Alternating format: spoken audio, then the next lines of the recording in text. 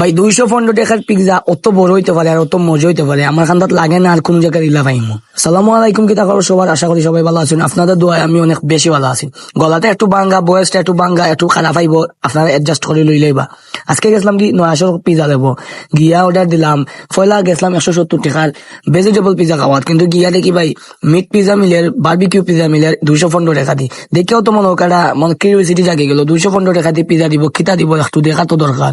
বাইরে বাদে অর্ডার দিলাম, 60 জন গেছিলাম আমরা, 60টা পিৎজা। আমরা ভাইয়া ওয়েট করলাম, এর মাঝেও দোকানের ডেকোরেশন দেখলাম, একবারে সিম্পল একটা দোকান, বাট ডেকোরেশন করছে অস্থির। আর যে দোকানের ডেকোরেশন জ্বালা হেরার খানির মানে লোকও বলা, আপনারা দেখতে পারবা 215 টাকার পিৎজার উপরে যে টপিং গুলা দিছে আর যে শেডটা দিছে, দেখতে অস্থির লাগে। তো ট্রাই করে দেখা যাক যে খানিটা কি লইছে। তো ভাই মানে আমি কইলে আপনারা বিশ্বাস করতে না, বাট যারা গেছেন হেরা অবশ্যই বুঝবা পিৎজা লেবর পিৎজা মানে অস্থির। আর অত বড় পিৎজা ভাই খাইয়া শেষ করতাম পারছি না, পেট পুরা ভরে গেছে। তারপরও মনে হোক বহুত কষ্টে শেষ করছি, কারণ টেকা দিত কিনছি।